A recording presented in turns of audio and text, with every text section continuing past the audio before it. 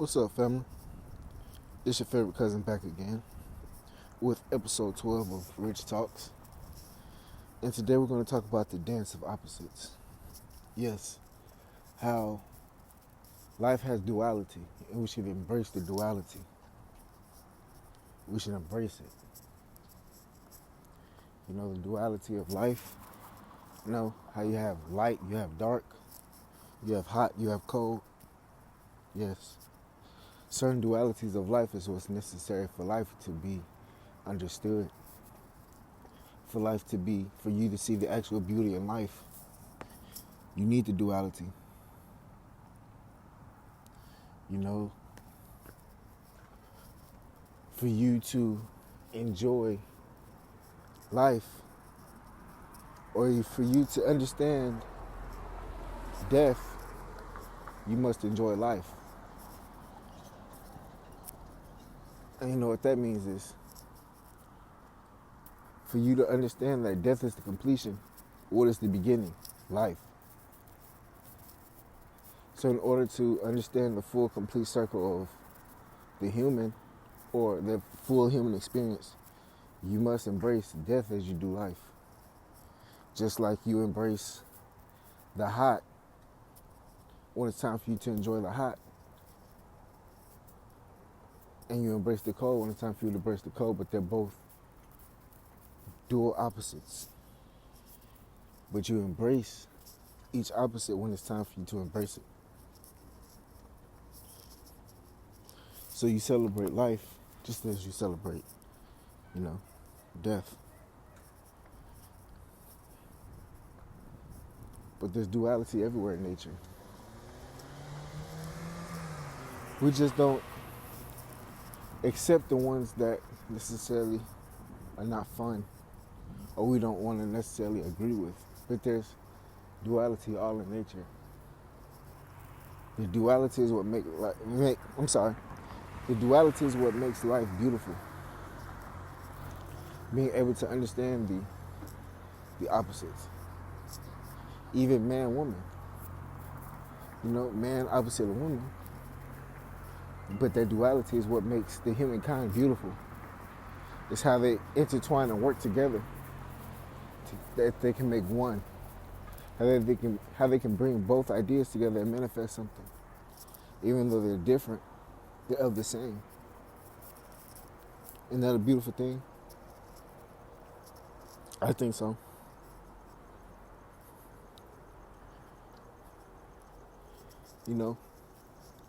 When you have two dual things, they're not just merely opposites, but they're dependent on each other. Because, like I said, if you didn't have a cold, you wouldn't have a hot. If you didn't have a death, you wouldn't have a life. So in order to really get past one, you must embrace the other. Like I said, don't just enjoy the cold water when it's hot outside and have disdain for the hot water when it's hot outside. Don't have disdain for the hot water, because there's going to be a time period where that hot water is going to be your best friend. You see? Just because it's hot outside, that hot water is not your friend. But when it's cold outside, now what? Now you're going to embrace that hot water. So you don't necessarily do away with something because it's not the time for something, or that opposite. You don't do away with it because of that. You just have a complete understanding of it, why it's there, and you respect it. And like I say, the biggest one is like life and death. Because you understand that there is a death that comes about. It forces you to respect and love life. That's the one that's most clear as day. Is that because you understand that there is a such thing called death, and it can come at any time, we embrace life. Because we respect death as humans. We respect it. On a unconscious sense, we respect it. Why do we respect it? Because we understand that there's no coming back. See, something as permanent as death we respect, because no one can run away from it. So because we respect death, we embrace life. And the people who embrace death know that death is coming one day, who understand that clearly and embrace that. Those are the same people who fully embrace life. Not just live life, but fully embrace life. And now they are completely understanding, completely appreciating what life is. And I believe that should be with everything. Understand the duality. Respect the duality. And now you get to see things through a whole different lens.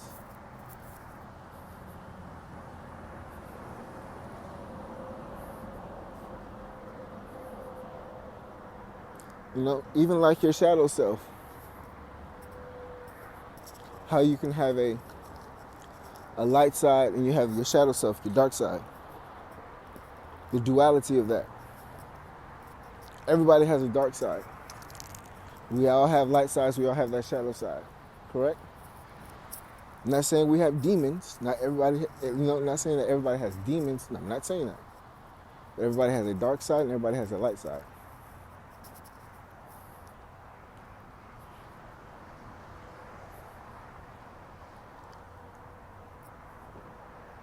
When we fully embrace and accept ourselves, our light side and our dark side,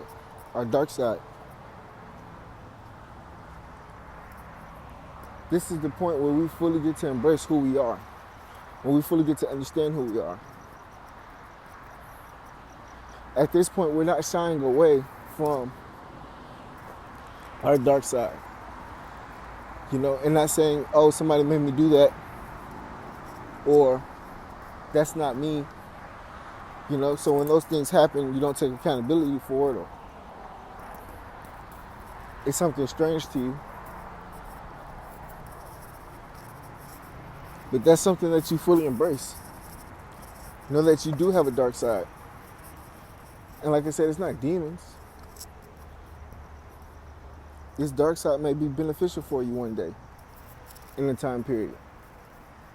It may be useful for you. So why would you shy away from it? Because you don't understand it?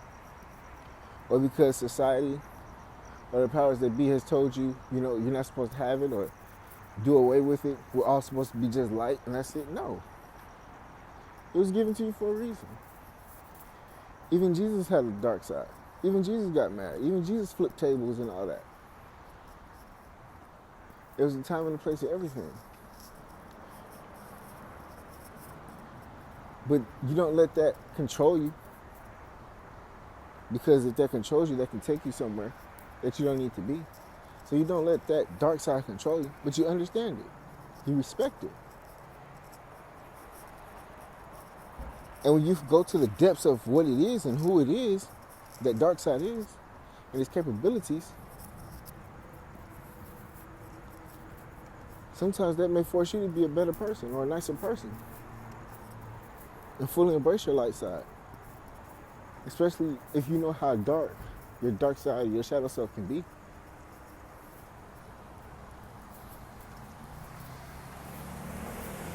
And also, when you understand that people have a dark side, you may have a dark side. Everybody has a dark side. And you also have a light side. When you fully embrace that, it gives you more empathy. It allows you to empathize and sympathize with people easier. Because now it allows you to know that everybody's not perfect. It allows you to recognize that the day that this person was mad or this happened, this happened, this happened, it could be their shadow self. And everybody may not be tapped in or understand themselves. So that's when that ability to sympathize and empathize with somebody kicks in.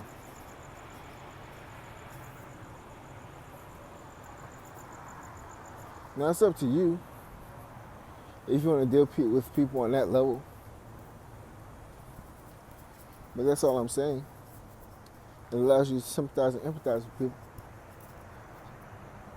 But you also have to know these people have to know that that shadow side is there. These people have to know that they have a shadow side, and they have to understand their shadow side and be able to take hold of it and not let it take hold of them. And this is where that issue comes, because people run away from it because they think it's something that they shouldn't have or something that's not beneficial. So they shun themselves. They look down on themselves about it. And now that they don't embrace it, it's like they don't train it. You know, when you're ashamed of it, you don't train it. You just let it fester there. And now that it festers there, it becomes its own mind. You know, you see that what happens with a lot of people is that they don't tend to that shadow side or pay any attention. And sometimes it takes over without them knowing. See, knowing that you have a shadow side, like I said, allows you to make better decisions. Allows you to know, okay, because I have the shadow side and I respect it, let me not put myself in this position where that shadow side can rear its head. You know? It allows you to be captain instead of your environment to be captain. Because your environment is going to be the leader if you're not in control. Meaning, whatever is going to happen in that environment is going to happen. And if you're not in control of your shadow side, that environment is going to dictate whether you're going to show your good side or shadow side. But if you're in control, you're going to know, okay, this environment is not conducive for me, so let me leave this environment so that way I can control my shadow side. That way I can control what's going on. Because certain people, places, and things may trigger certain things. And who knows, it might be your lucky day where if you have not tended to your shadow side, it'll tend to a problem for you. And it may not be in a way that you would like it to.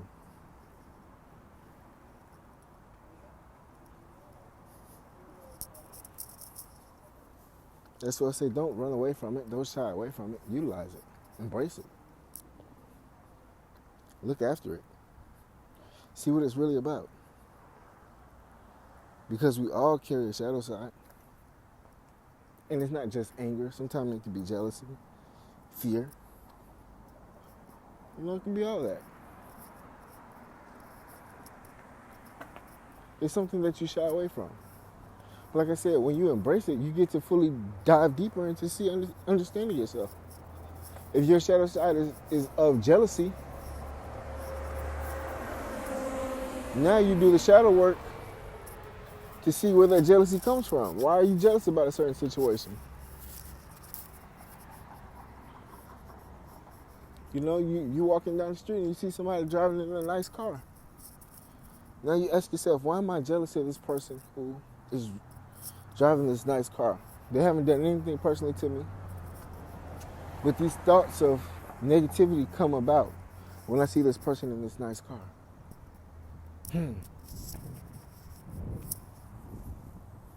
So now that you have that mindset, okay, boom.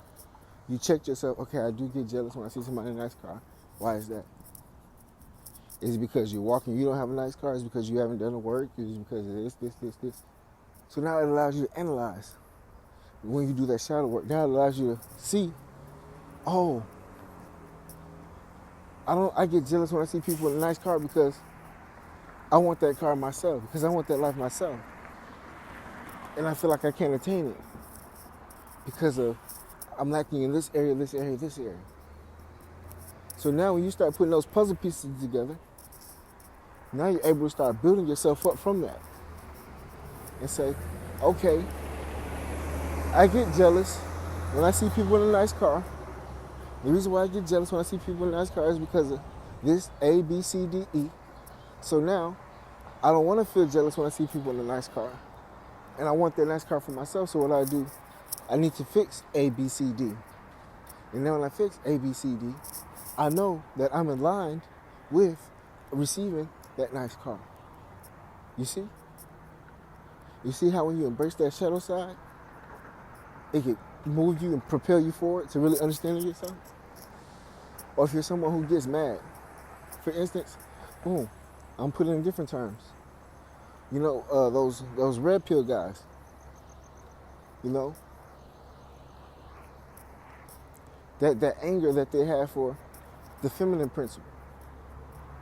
I hate women, da da da da da. That whole thing, right? Okay. But when they dive deeper, they may say, why do I have this feeling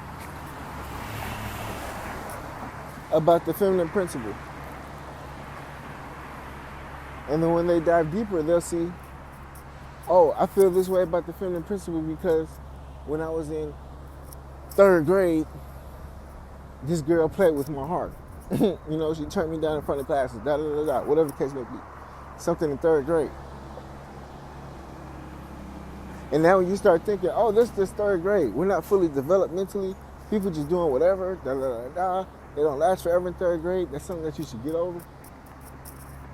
Now when you start breaking it down like that, now it allows you to see stuff clearly. Now it allows you to see who you really are in the mirror instead of accepting something that happened to you and letting that dictate who you are, letting that dictate your value. Now you look in the mirror, you really see what type of stand-up person you are, how attractive you are, and now you embrace that, and you go out into the world. So now when you approach the feminine principle, you're not approaching it from your 3rd grade mindset of how you got hurt and how women are evil, or maybe evil. You're approaching it with this new mind frame of who you are.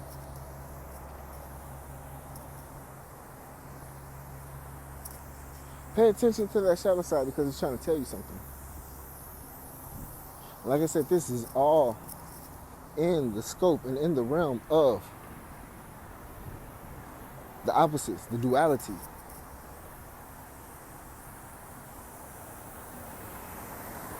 And how important it is to fully embrace and understand and respect.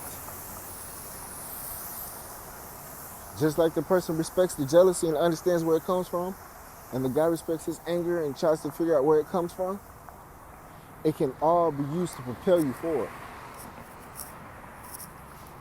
You have to understand why you're triggered by certain things. That's when that shadow self comes about. And when you understand why you're triggered about certain things, that's what now the growth happens. That's where either you stay stagnant or you grow. See, all this is you have to accept the fact and you have to take that step forward. That's where it all begins. It don't begin if you don't accept it and take...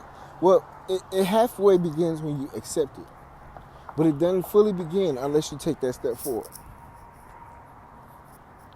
Into really working with it and healing yourself.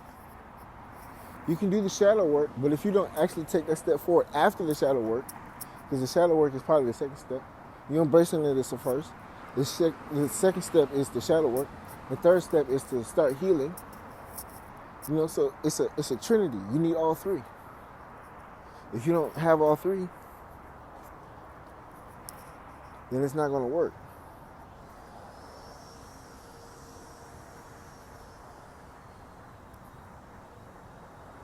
It's not going to work at all. So please, when you feel that trigger, don't run away from it. pinpoint it. As soon as it happens, pinpoint it. And either write it down or make a mental note. But really see that pain. Really see where it's coming from. Because sometimes that duality, that shadow self that you have,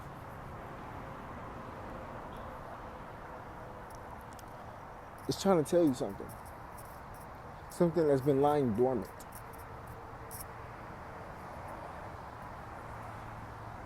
You know, that's a part of yourself that's been lying dormant, that's been on autopilot. And that's why I say it's something that you must take hold of.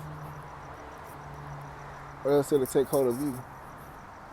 Or else you're trying to find yourself, or else you'll find yourself, you know, for the instance of the example with the guy, 40, 50, 60, 70, and alone and still hating the feminine principle.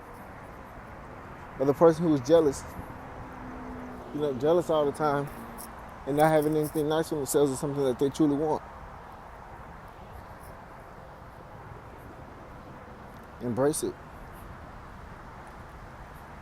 Reflect. I say it's all part of life. It's necessary. All this is necessary. That's why we have the yin-yang symbol. You know, the yin balances the yang balances the yin. The white with the black dot, then the black with the white dot. The male, female, the up, the down, the hot, the cold. It's all written through life. It's all written through life. Like I said, that's what makes life life. That's the beauty of life. It's the duality. It's the opposites. It's the light. It's the dark. You can manifest in light as you can manifest in dark. You need the sun just as much as you need the moon. They don't tell you that. That's another story for another day. About sleep and nighttime and daytime. That's a whole different topic about a different day, and I'm diving deep into that subject because that one really interests me. That's one that's been harping on my mind for a while. Going off on a deep tangent to alert you, let you know.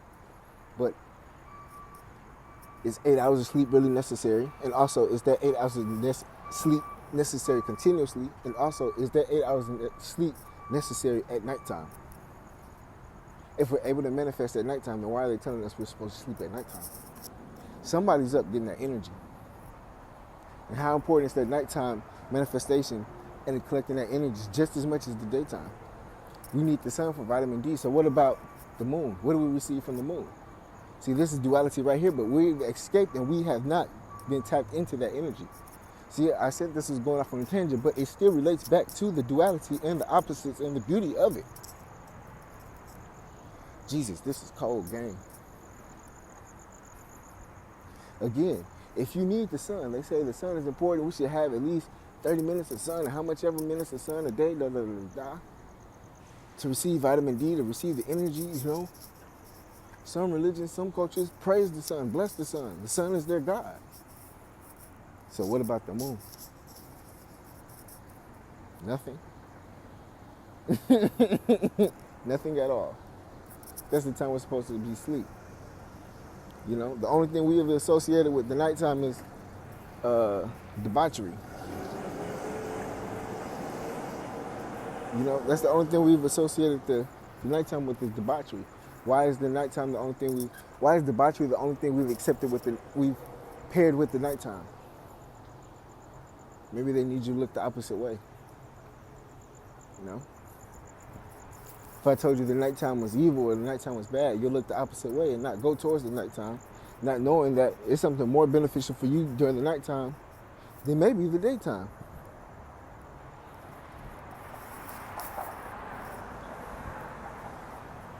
Isn't that what they said in the Bible?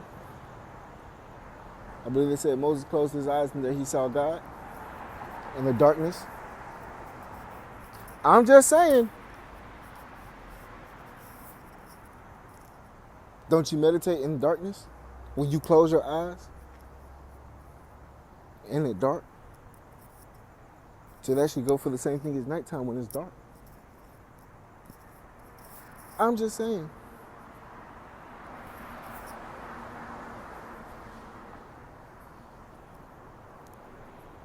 The duality of life and its importance. It's important to fully embrace the duality of life. That's what allows you to respect life. That's what allows you to respect things.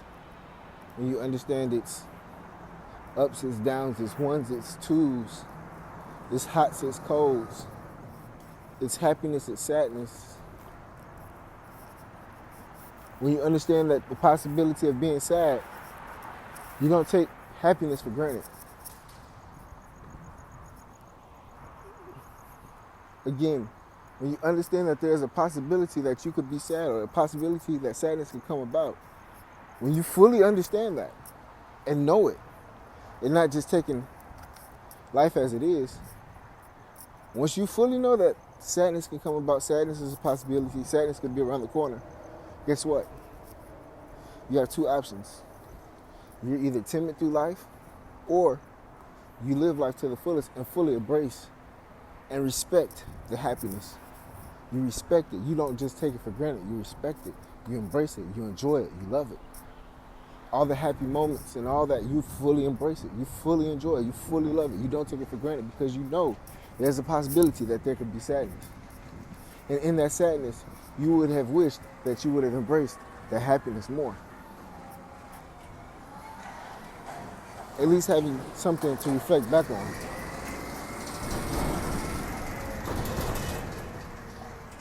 You see, some people, we all may go through sadness, right? But if you don't embrace the happiness, see, there's some people who don't embrace happiness, but they live in that sadness that comes about. So because they live in that sadness, that is their point of reference. See, some people's happiness is some people's sadness, meaning how some people live in the realm of happiness, some people live in the realm of sadness. So because sadness is their number one, happiness is their duality to that sadness. So when that happiness comes about, they don't embrace it. They don't appreciate it. They don't love it. Why? Because they live in that sadness. So now it's up for them to flip the script and say, I understand there has to be a duality of life. And this sadness can't always be about. And if this sadness does come and it is about, let me at least embrace and enjoy the happiness when it comes, because it may be sparingly. See, I'm not saying that happiness is going to be equal in everybody's life. It may not be. That's not the topic of discussion right now. But the thing is, we all may have bouts of happiness. And it's up to you to enjoy that happiness, because there's always going to be happy and sad. Now, how much you get is up to you. How much you get is up to your karma or whatever happened in your life, or how life tends to deal you those cards. I can't say. But what I can say is, if you find yourself on the spectrum of receiving more sadness than happiness, my advice would be to embrace the happiness even more when it comes about. But like I said, people tend to not do that because all they are filled with is sadness, or the opposite. That they don't even respect the happiness when it comes about because they feel that it's not real.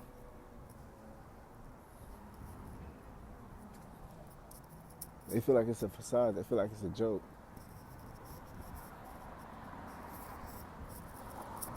And that may be the time that the universe is sending them those little tidbits, those breadcrumbs for them to start embracing it little by little and working on their faith, and to understand that there could be a glimpse. That little glimpse could, grow into something more. But if you don't fully embrace it then, or understand it then,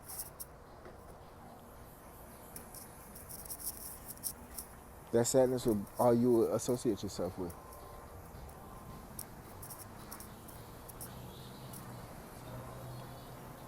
Hope this message helps somebody.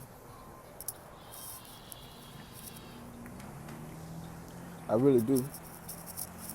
Remember, the duality of life. That's what makes life beautiful.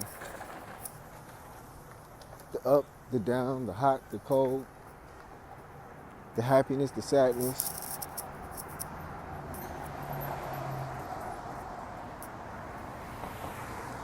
The jealousy versus acceptance, all this is dualities of life. That's what makes life life. That's what makes life beautiful.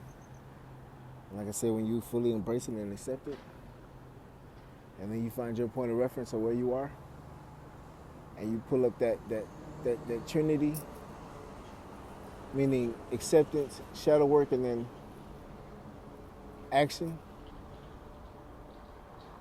Hey, you become a whole different person. Then you're one with the universe. Then you're one with, you're one with it. And now it can't harm you. It'll only benefit you. It'll only move you forward. Once you respect it and understand it.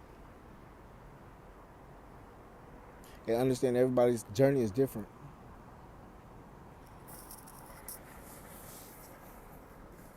And appreciate yours.